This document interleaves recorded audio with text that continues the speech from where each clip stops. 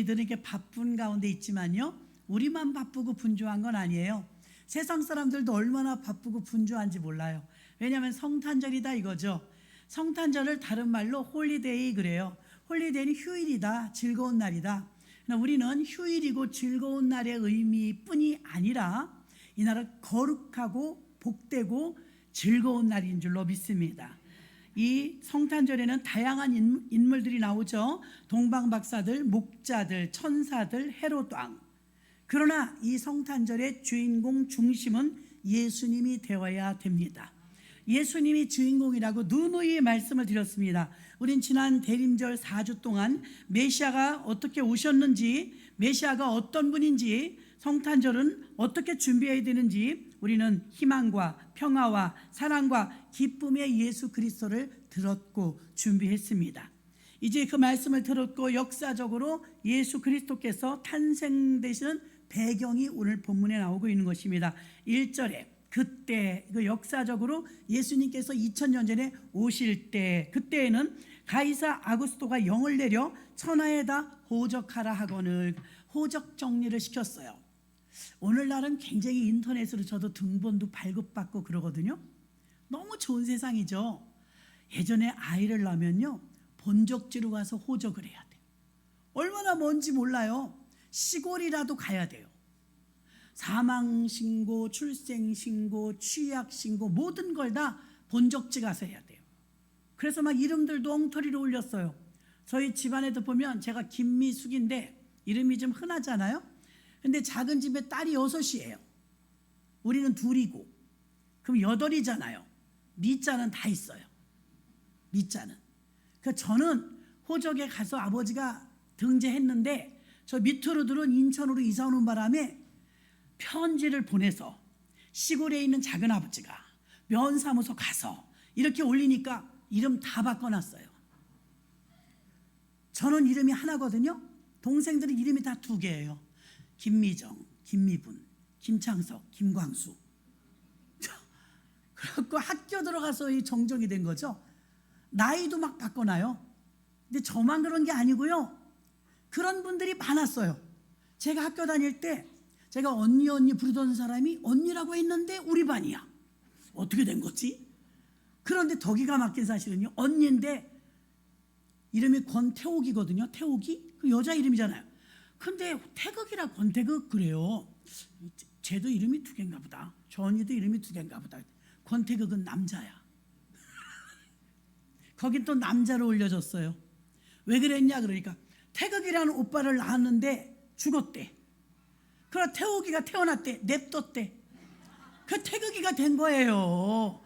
이런 엉터리가 어디 있어요 여러분. 많이 그랬어요 여러분. 그 저 아는 목사님은 목사님이 그러니까 그 보통 일이 아니더만요. 성까지 다 바꾼 사람이 있어. 김씨인데 진짜 권씨래.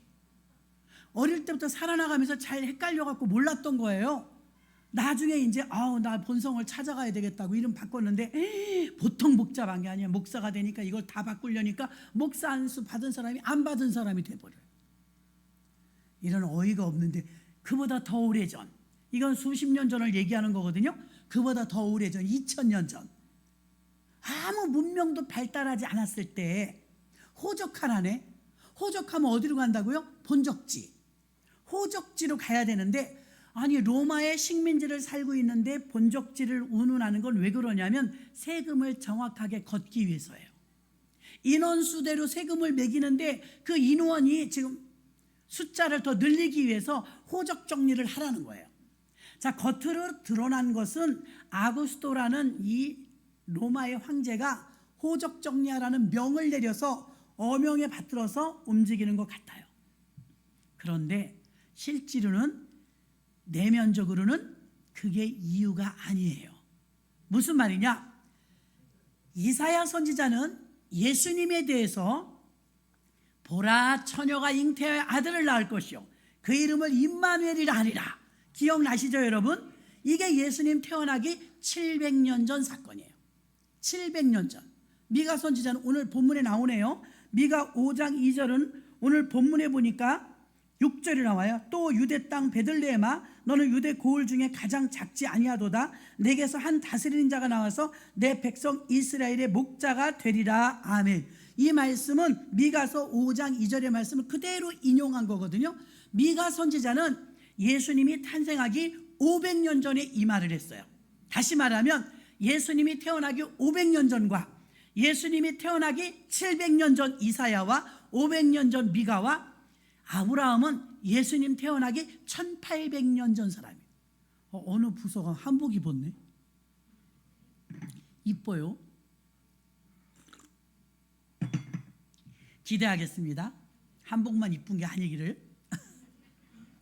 자, 그래서 이렇게 예수님이 500년 전, 700년 전, 1800년 전에 예고되어 있었던 예언과 구약의 말씀의 성취 때문에 호적하라고 그래서 나사렛에서 살고 있었던 마리아와 요셉이 임신 막달인 상태에서 베들레헴에 간 것은 우연도 아니요, 아구스도가 명을 내려서도 아니요, 구약 성경을 응하게 하려고. 무슨 말인지 모르네요. 다시 설명.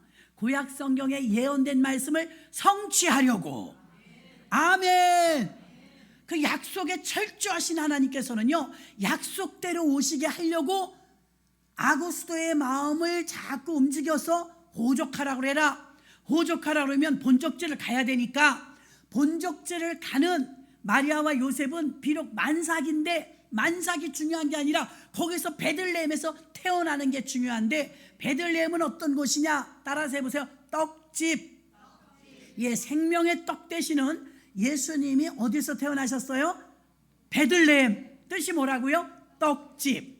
생명의 떡 되시는 예수님이 베들레헴에서 태어나는데요, 베들레헴은요 다윗 왕의 고향이기도 해요. 누구의 고향이요? 다윗 왕의 고향이기도 해요. 그럼 다윗 왕의 고향이요, 예수님의 고향이요, 떡집이라는 것은 생명의 떡이 나오는 곳인데, 구약 성경에 아브라함에게는 1800년 전에 예언되어 있고 이사야에게는 700년 전에 예언되어 있고 미가 선지자에게는 500년 전에 예언되어 있는 그 말씀을 완성하기 위해서 아구스도라는 황제가 갑자기 호적하라고 해서 스토리가 그렇게 되어서 호적하러 갔다가 거기서 아기 낳아요, 안 낳아요? 어디서 태어나요? 마국간. 베들레헴 마국간에서 태어나게 된 줄 믿으시기를 바랍니다. 예언의 성취를 위해서 하나님은 1.1획도 어긋남이 없이 정확하게 어느 날 갑자기 성령이 감화와 감동을 받고 잉태돼서 태어난 것이 아니라 너무나 오랜 세월 동안 준비되고 예고된 코스대로 오셨습니다. 약속을, 저와 여러분은 며칠 전에 한 약속도 잊어버릴 때가 있어요. 몇 년 전에 하나님께 한 약속도 잊어버릴 때가 있어요. 그렇죠, 여러분? 약속 잊어버릴 때 많아요. 우리가 완벽하지 않으니까. 그런데 하나님께서는 약속을 잊어버려요? 어림없어요. 여러분에게 복 주신다 약속했으면, 고쳐주신다 약속했으면, 여러분을 구원하신다 약속했으면 의심 없이 믿으시길 바랍니다. 지난 주일날 말씀드렸던 것처럼 하나님은, 예수님은 한 번도 떠난 적이 없어요. 우리가 떠났다 들어왔다 그러지 주님은 안 떠나시는 걸 믿으시길 바랍니다. 아구스도가 영을 내린 건 아구스도 탓이 아니라 하나님의 뜻을 이루려고 완벽하게 그때 맞추느라고 그렇게 된 걸 믿으시길 바랍니다. 또 수년 전에 하나님과 약속한 건 우리는 잊어버릴지라도 주님은 잃어버리지 않았어요. 자, 예수님이 가이사랴 빌립보에 갔을 때 우상 가보니까 거기는 산 전체 동굴을 이렇게 많이 파놨어요. 동굴마다 우상단지예요. 신의 이름이 다 틀려요. 세계 잡신을 섬기는 모든 사람들이 웅성웅성 시장바닥처럼 사람이 많았어요. 예수님께서도 거길 간 거예요. 거기서 크게 물어봅니다. 뭐라고 물어봅니까? 저 사람들이 나를 누구라 하느냐? 여기 이렇게 신이 많은데 나를 누구라 하느냐? 제자들이 이렇게 말합니다. 예레미야나 선지자 중에 하나와 같다 하나이다. 세례 요한이나 엘리야 같다고 합니다. 그래? 그러면 너희들은 나를 누구라 하느냐? 베드로가 대답 잘하잖아요. 저요 베드로 대답해봐. 예, 주는 그리스도시요 살아계신 하나님의 아들입니다. 대답 잘했어요, 못했어요? 100점. 잘했어요. 그러니까 바요나 시모나, 네가 복이 있도다. 이걸 알게 한 것은 학교에서 배운 것도 아니오, 부모님이 가르쳐 준 것도 아니오, 하늘에 계신 내 아버지시니라. 자, 우리는 3인칭으로 불렀던 예레미야나 선지자 중에 하나라고 생각합니다. 3인칭으로 생각했던 예수가 2인칭으로 다가올 때, 주는 그리스도시요 살아계신 나의 하나님 아버지십니다. 이것은 바로 예수 그리스도에 대한 정체성의 확인이에요. 예수가 누군지 모르면 안 되잖아요. 근데 베드로가 예수가 누군지, 그가 그리스도라는 사실을 너무나 잘 알았어요. 여러분, 교회 다닌다고 전부 지금 교회 오셨습니다. 성탄절 전야라고 세상에 놀러가지 않고 일로 오셨습니다. 여기 들어오신 것만 해도 믿음이 대단한 건데, 더 중요한 건 이곳에 들어와서 예수가 누군지를 모른다면 꽝이에요. 그렇잖아요? 모였는데, 친구가 오래서 왔는데 오늘 무슨 날이에요? 이러면 골치 아픕니다. 오늘은 무슨 날이냐? 내일 예수님께서 태어나신 전야제. 그래서 우리 모두 재롱잔치 하는 날이에요. 그러면 우리가 핸드폰만 열어봐도 엄청난 쇼, 전문가들이 나와서 춤추고 노래하는 걸 우리가 더 잘할 것 같아요? 장담컨대 우리가 훨씬 못해요. 보나 마나요.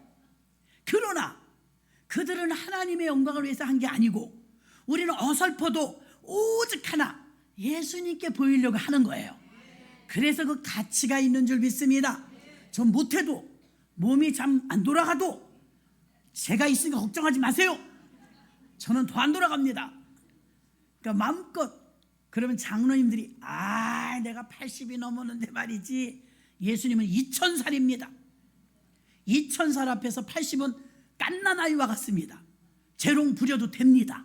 그래서 어린아이부터 어른까지 모두 이 모든 축하의 공연은 주님 보시라는 거예요. 주님, 예수님을 향해서 드리는 거예요. 잘한다 못한다가 없어요. 여러분이 동참되는 게 중요한 줄로 믿습니다. 그럼 예수님은 어떻게 오셨느냐? 첫 번째, 유대인의 왕으로 오신 줄로 믿습니다. 예수님은 왕으로 오셨어. 왕으로. 2절에 유대인으로 왕으로 나신 이가 누구냐? 우리가 동방에서 그의 별을 보고 그에게 경배하러 왔노라. 동방 박사들이 말했습니다. 유대인의 왕으로 오셨다. 여러분, 우리는 대통령 체제에서 살고 있지만 북한은 이름 요즘 김정은 체제에서 살고 있어요. 그럼 체제에 따라서 그 혜택을 백성들이 누리는 거예요. 우린 자유민주주의 국가니까 자유롭게 살아요. 공산주의는요, 자유가 없어요.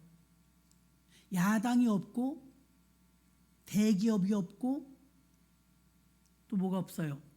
교회가 없어요. 세 가지가 없어요, 북한에는. 아니, 공산당은 다 없어요. 없다고요. 교회가 자기네가 신이라는데 어떻게 교회에서 하나님 신을 인정해요?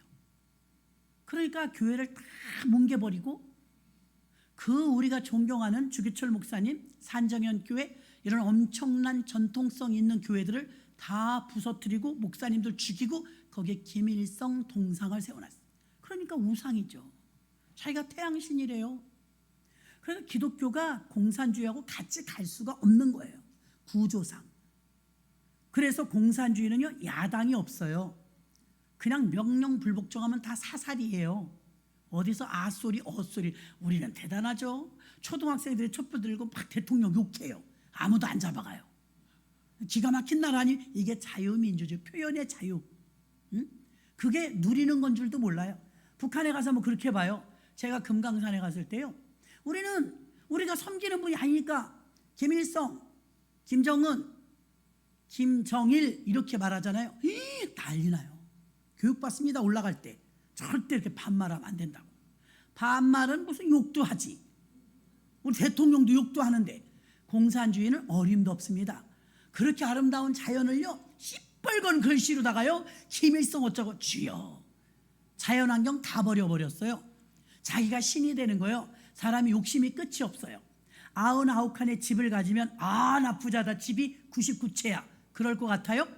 한 채 가진 사람 보고 저 사람 거 가지면 100개인데 이럽니다. 여러분, 99개 가져도 만족함이 없어요. 사람이 만족함이 없어서 올라가다 최고의 자리가 별 5개, 왕이죠.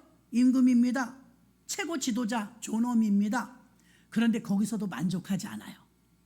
과거에 있었던 바알이고 아세라고 율리우스고 바카스고 이런 이상한 신들이요, 다 왕들이 이름 만든 거예요. 바로 왕은요, 자기가 파라오 왕이요, 자기가 신이래요.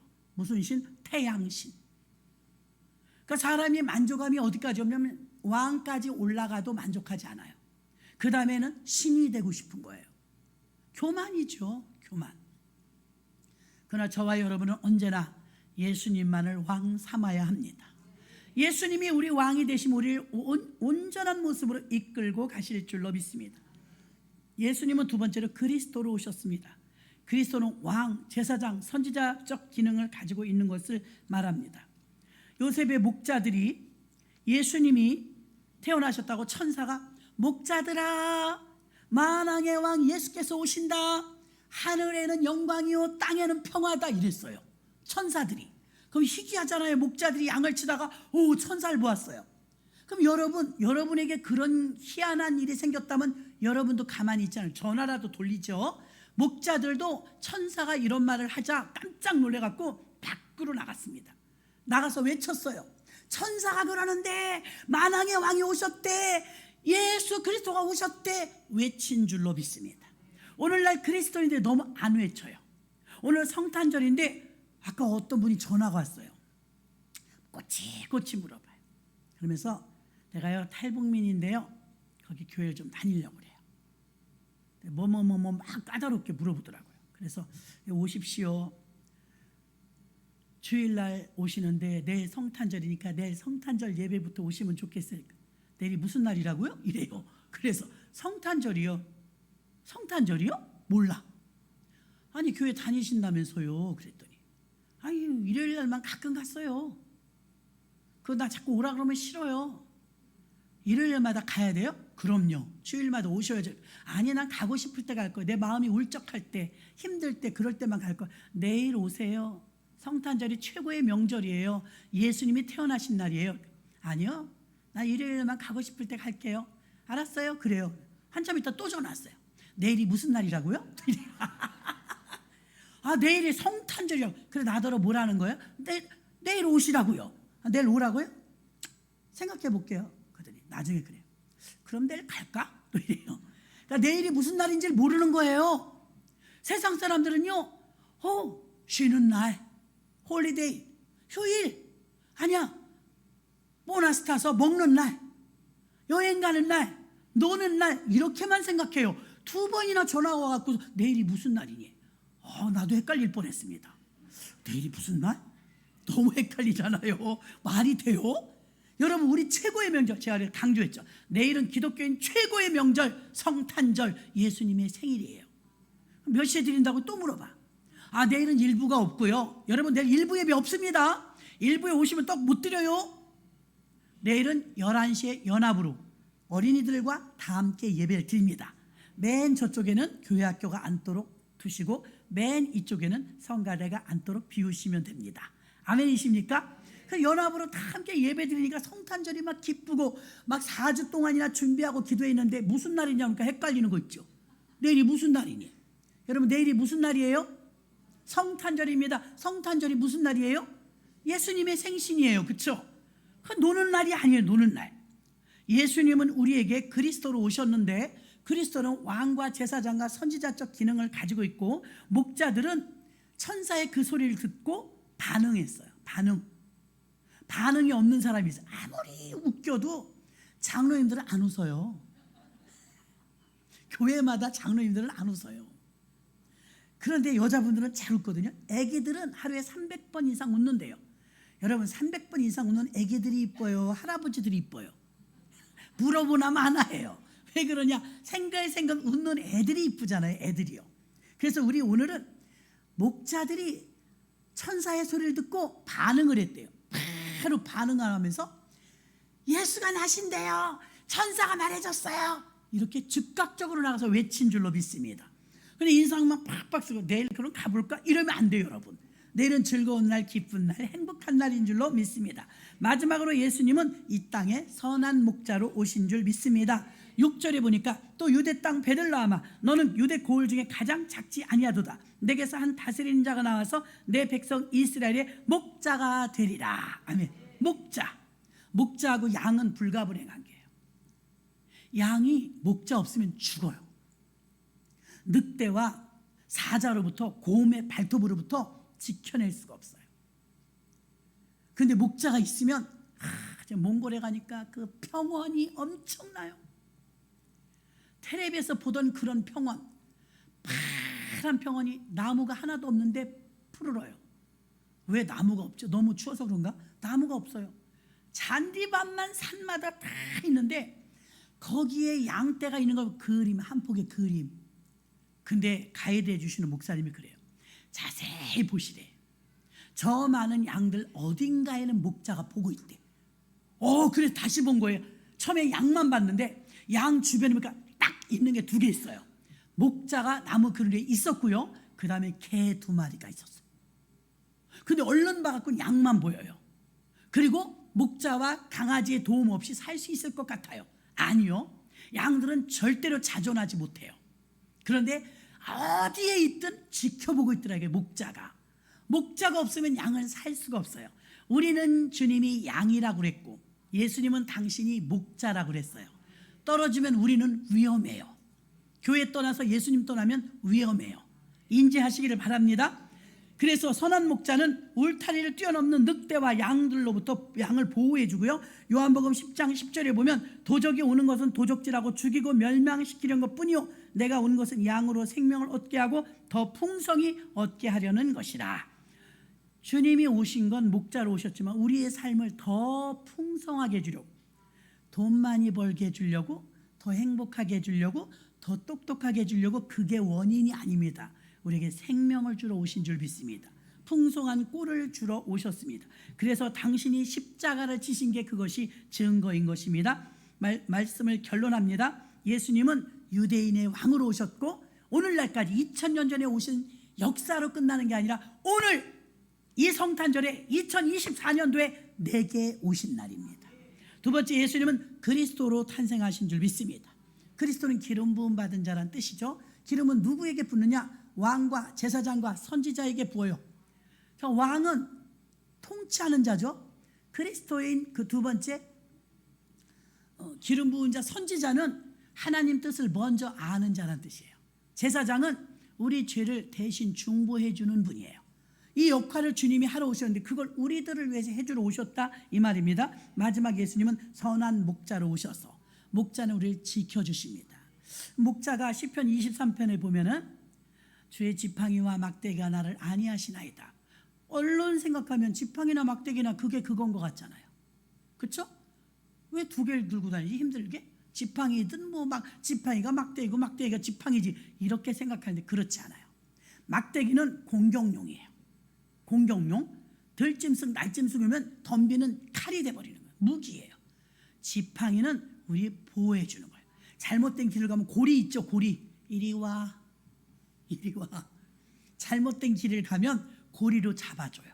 그러므로 지팡이의 역할과 막대기의 역할은 다른데 막대기를 훈육할 때도 써요. 잘못하면 매를 쳐요. 그래서 살려주려고 그러는 거예요. 막대기의 역할은 공격용, 호신용, 그리고 막대기는 맴매, 우리를 치리할 때 쓰고요. 지팡이는 그렇잖아요. 기적과 이적과 우리 인도해주고 보호해주고, 이 지팡이는 우리를 안위해 주십니다. 그러면 지팡이와 막대기가 각각 있지만 용도가 다르다는 걸 아시고, 선한 목자는 언제나 지팡이와 막대기로 저와 여러분을 인도하시는 줄 믿습니다. 오늘 모쪼록 여러분의 최선을 다해서 즐기시고 하나님께 영광 돌리시는 성탄 전야가 되시기를 주님의 이름으로 축원합니다. 하나님 아버지 감사합니다. 주의 제단에 귀한 예물을 올렸습니다. 이은미 집